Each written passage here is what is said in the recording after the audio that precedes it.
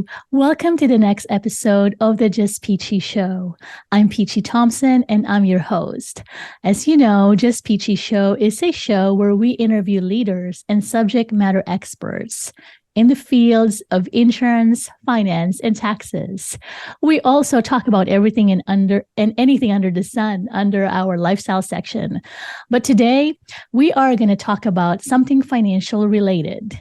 And I am so excited to introduce you, our next guest speaker.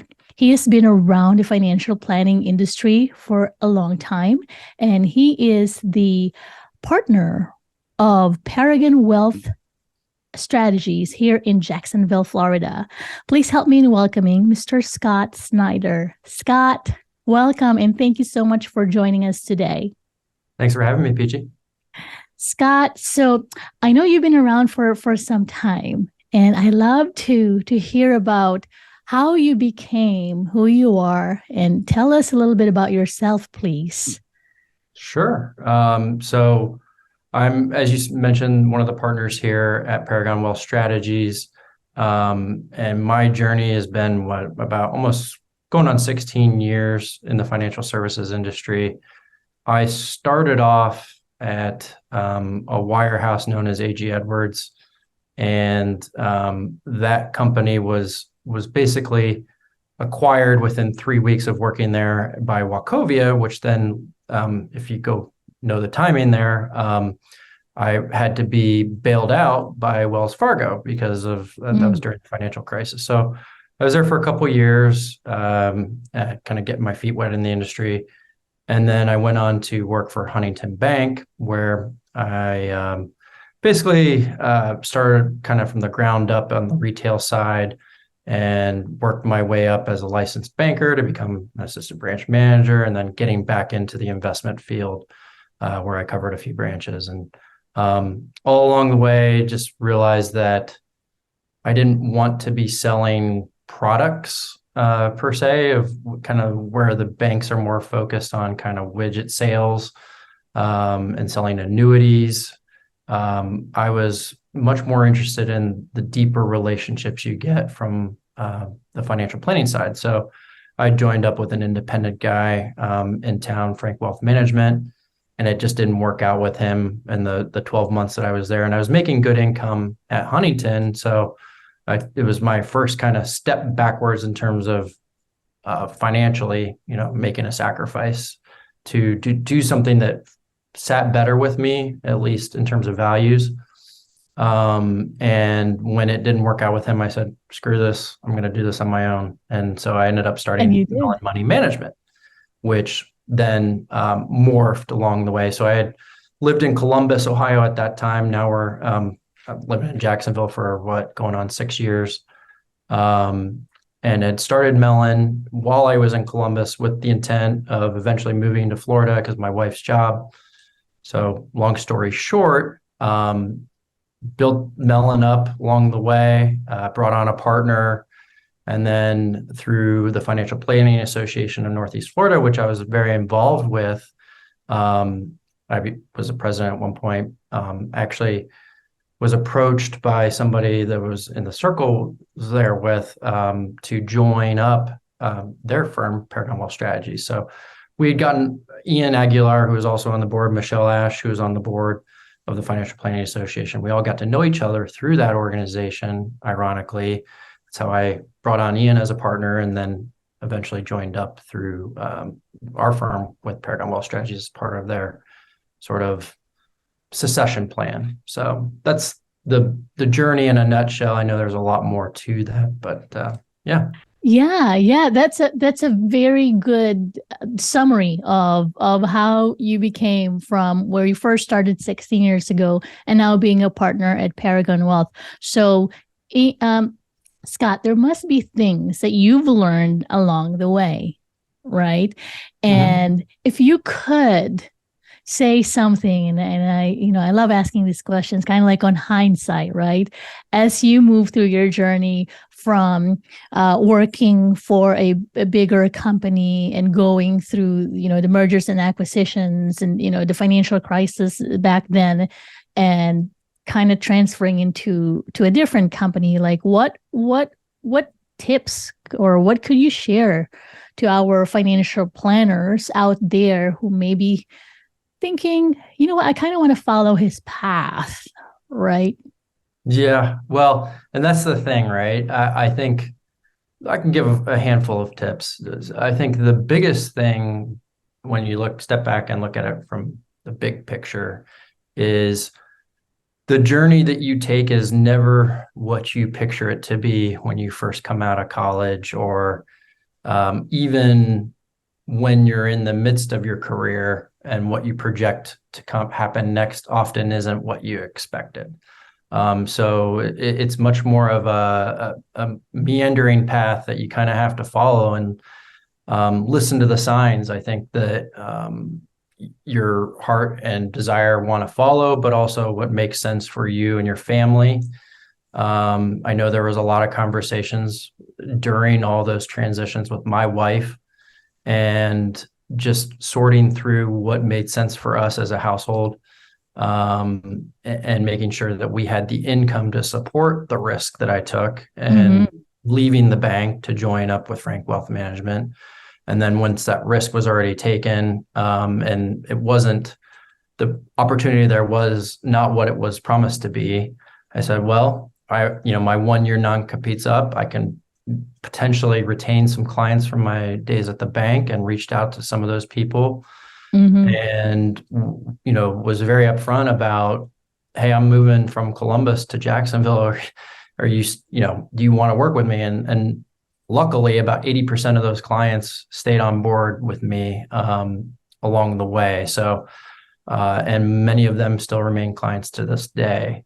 So I think it's how you build relationships is another important element to your career. You never know who's going to be able to make an impact along the way. And even people within your industry you might view as competitors, are actually some of the people that you might end up partnering with or helping you further your career in some fashion. So I think it's important to really take a broader perspective when you're looking at how you kind of go along your journey, because everybody's journey is going to be a little bit different. So you hit several items there, Scott, and I heard you say first and foremost, right, relationships, right? This is a relationship business. You never know who you're going to be up against. You never know who you're going to be working with in the future.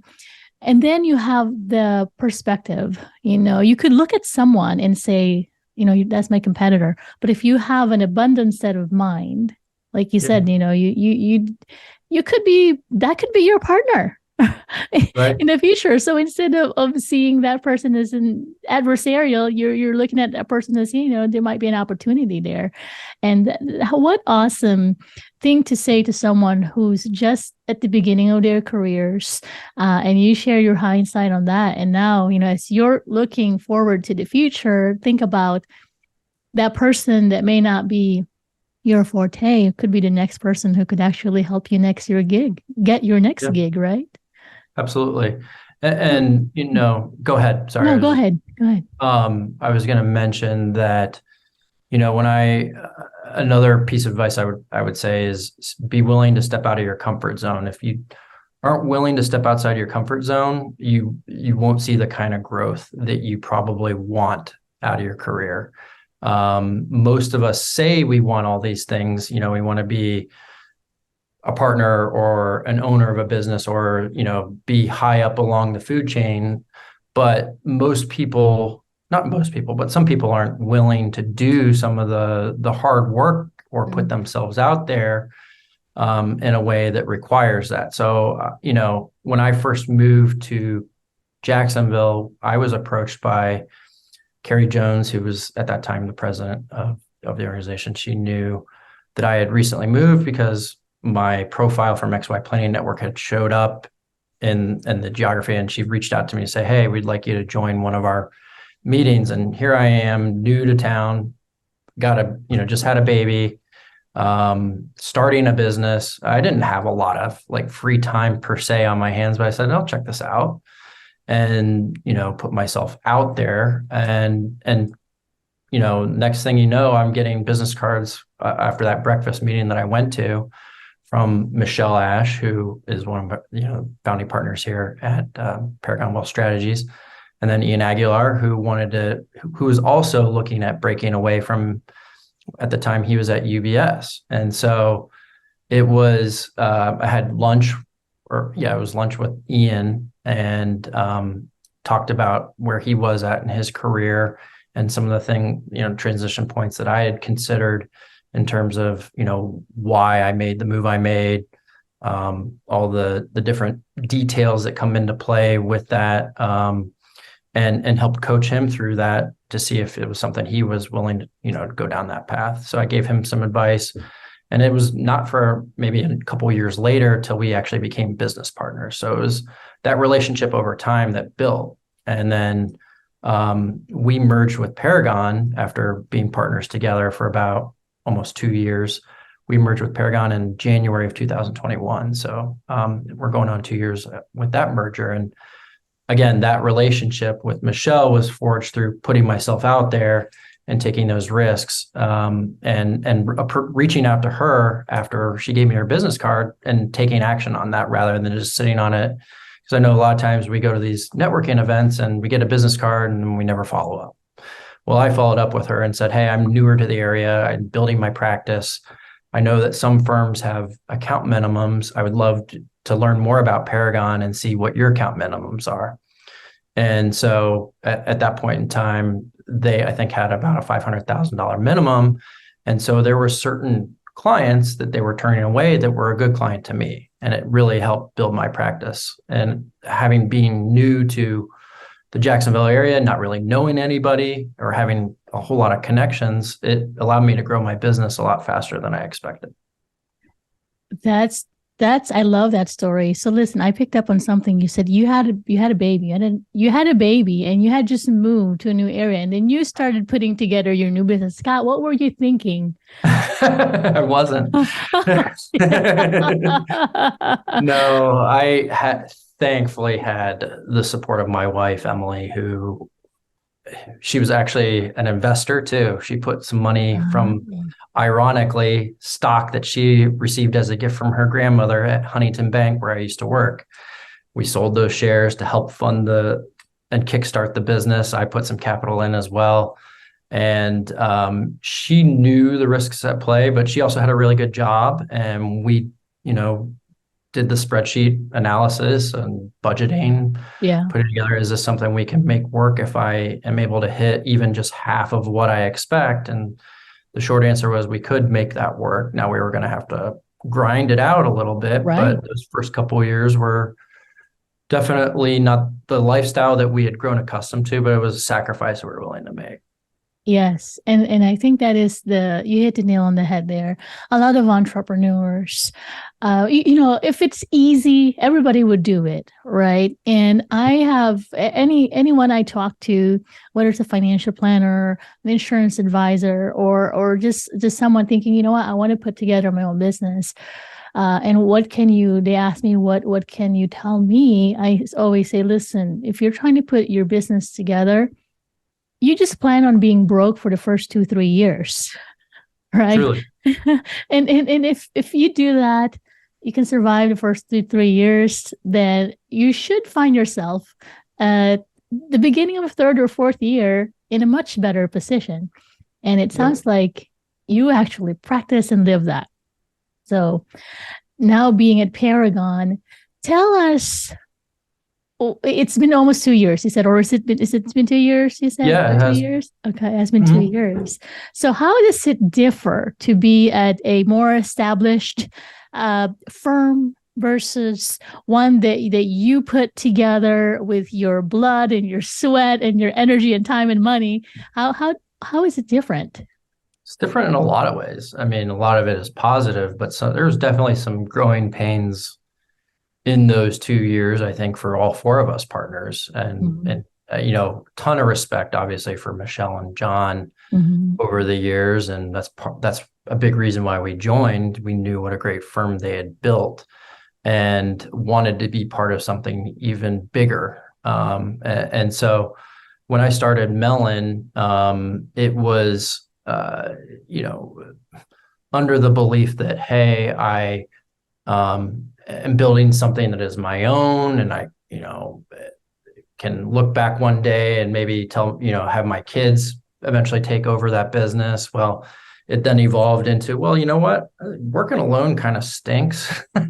Yeah. I'm growing this thing to a point where I feel like strategically I could use somebody who is from the Jacksonville area that knows more people than I do. And that's where Ian came into play. And he had left UBS and went to a couple other shops where it didn't work out. And he sort of dipped his toe into being independent like I did, but wasn't fully independent on his own, where he was calling his own shots. And it was just some mismatch of his skill set versus what the firm would allow, Mm-hmm. and why he wasn't having the success that probably even those firms expected of him.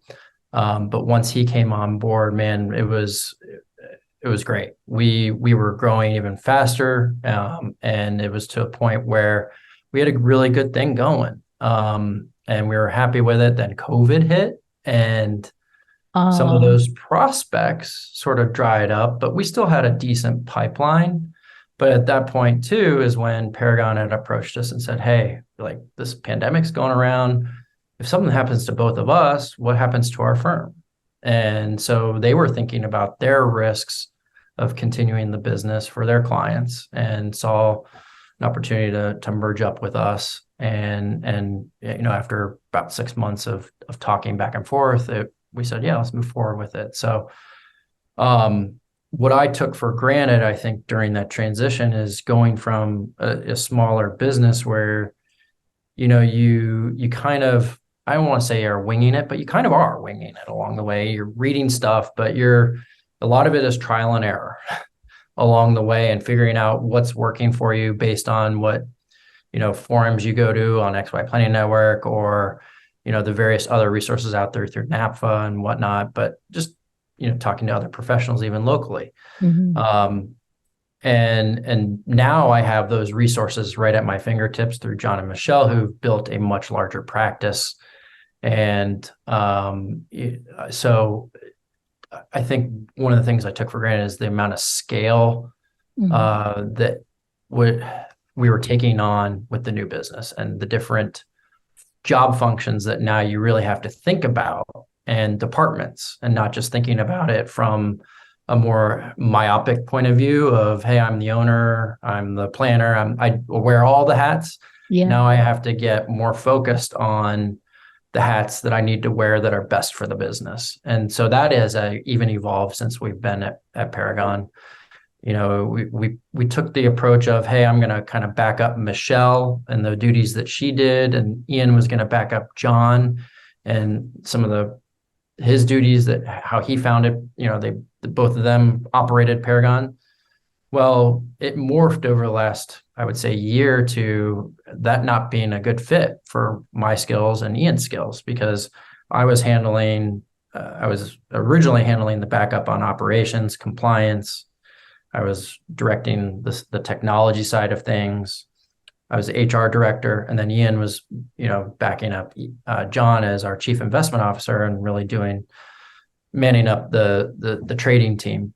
And then he was handling marketing and CFO duties. And so it's now where I'm actually handling the marketing, sales, and Ian is helping to back up the operational aspects and some of the compliance aspects, as well as still continuing the investment piece. So what happened is there was a lot of things that when we came on, I'm like, well, I like investments too, but Ian did too. And it's like, well, we got to figure out who does what, and, really focus more on our core competencies. And that even evolved to where now I'm focused on marketing and sales, which is really how I built Mellon, and where it plays to more of our strengths as business people. So you got to think about it as a business owner and what's best for the business, not what you want, what you think maybe is best for you, which is shoring up your weaknesses or things like that. It's focusing on, I think, playing to your strengths more than it is anything else. Yeah, it's what I call a unique genius, if I could call it that, right? You are very skilled at something. You may be very good at something, but not really great at it, right? So why not work on the things that you are great at and give the things that you're good at to someone else who is actually great at those things? So now that is the big difference when you have a team versus being a solo practice. Because if you're a solo practitioner, you kind of don't have a choice. You have to learn how to do those things. You have to execute, right? Versus someone who is part of a bigger team now, like you guys did this. It's a working fluid item where you're like saying, okay, that doesn't work because you're better at that. And I think I will be better at this. And then we can see if this works. So what would you say, Scott, is the most challenging piece for you when you made that? You kind of touched base on some of the growing pains, but what would you say for you personally? You went into this mindset, I'm gonna be independent, I'm gonna put my own firm together, and then like you said, it's not what you planned for. Things don't usually happen the way you plan them. So what is the most challenging thing for you when that, oh, that's not what I planned for, happened? Right. Yeah, I think the challenge is sometimes there's multiple challenges, but one of them I think is letting your ego get in the way of what is best for everybody, and thinking that you can do everything or trying to please everybody. So taking a step back and really assessing, okay, is it, what I'm doing the best thing for everybody in terms of the role that I have with Paragon. And I think once I had that honest assessment and the answer was no, I don't really enjoy the operational elements of the business to the same effect that Michelle does, or is it even really something that I'm as good at? No, I will never it would take me 2 to 3 times the amount of energy just to get to her level. Is that worth it? No.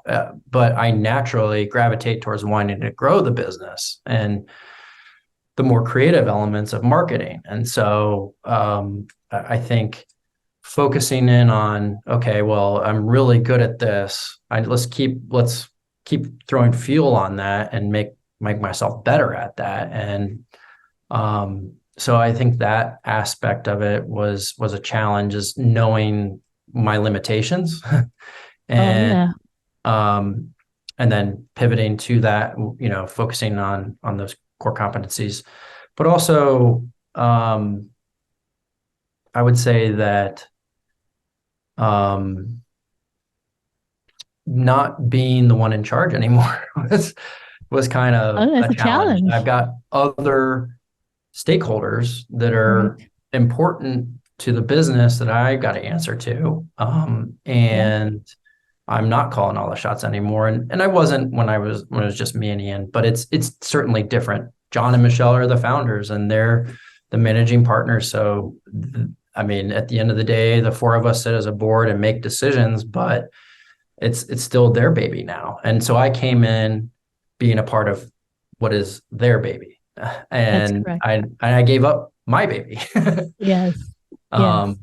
So, it was definitely some emotional elements to it too, of like, well, the vision that I had when I first started my business is no longer, but it's still a great vision. It's just it's different. It's morphed. Yeah.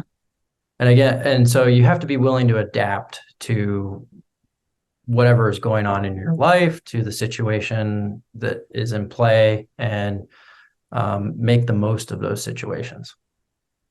Scott, I appreciate your candor. This is really something, and I know that we have listeners who feels exactly what you're saying, whether or not they are maybe thinking of giving up some of that control. Some of what you mentioned refers to control, that vision that you had, right? Mhm. And for them to hear that as is, I think it's powerful that, listen, hey, you just got to pivot and adapt to what the future is going to bring you. And it doesn't have to be what you planned 15 years ago, right? But here you are, you're part of an awesome group, and you've served the FPA for a while. And Yeah. tell us, I'm going to pivot now. And I know we're almost to time here. I'm going to pivot to the FPA service that you did, if I could. Sure. Tell us a little bit about that. How was the experience being the past president, being the president, right, of FPA back in the day, and how is it now for those of us aspiring to become part of the FPA, who's not a part of FPA yet? I think it's a great organization. I was hesitant to join at first when I was first approached about it, but it's like, man, just one more expense to, for my newly formed business. Yeah. And it was the best money I spent. I get the benefit of continuing education, which I know we can all get that online, but I don't think you can replace the in-person interactions you get from a group of people who are very collegial, which are, I would say, our Florida Northeast Florida chapter is very collegial. You get exposure to other people who are very successful in their respective businesses, and so you can share ideas on what's working, what's not working, in terms of practice management. So if you make yourself a presence and actually show up and invest the time without any hidden agendas, I think it's a great organization for people. And so I had been there for, I don't know, probably 12 months before I was approached of being on the board. And then I served on the board for 5 years, and about, I think, 3 or 4 years in, I was the president. So I was the president. And then last year I was what's known as the past president. Basically, I am still on the board consulting to the president. And so then my 5 years was up. But, you get exposure through that board experience and becoming a president is leadership, natural training around that, and how a board actually can function to help run the organization. And so it was very helpful in many aspects, and I've made a lot of connections through that. It's led me to actually being a part of a much larger firm at Paragon. If I had never made the decision to join, I wouldn't be where I am today. Yeah. Well, we are almost to the end, and I could talk to everybody about your experience. I appreciate you being candid and sharing your experience and knowledge with us, Scott. Is there anything else that you'd like to add that is surrounding this topic to anyone who may or may not be thinking about what we're talking about here? I would just say my advice would be to stay open-minded about the opportunities that lie ahead of you. You never know quite where the path is going to take you if you keep an open mind, and it can lead to much bigger things. If I had stayed kind of closed-minded and very narrow in my focus of where I thought my business was going, sure, it could have been successful and, been perfectly happy along with where that path went, but it wouldn't be nearly as successful as where I am now. And I think that open-mindedness and willingness to make relationships with other people, and truly meaningful, deep relationships, not just on the surface level relationships, where it's helped ignite my career. And I would say that, those are the two things. Yeah, that's very good advice, Scott. I appreciate it. If any advisors or even clients have questions and they want to reach out to you, the topic today that we talked about is mostly about your journey. But we have listeners who are actually non-financial advisors who may be looking for a financial advisor. Tell us, when did they come to you? When did they reach out to you, and how do they do that? Yeah, they can reach us through our website at wealthguards.com. All of our contact information is available there. Or they can email me directly at scott.snider, spelled SNIDER, at wealthguards.com. Our phone number is listed on our website as well. So we even have Calendly link set up to make it easy on people who would like to reach out and chat, whether that's just, networking or if they're interested in our services. Awesome. Scott, thank you so much. I appreciate your time. I look forward to the next time I see you. Thanks, Peachy. All right. Bye-bye. Bye. Information shared during the show are opinions of the speakers. They are not legal, financial, or tax advice specific to you. Consult your own specialist, attorney, accountant, financial planner, or insurance advisor for your specific situation.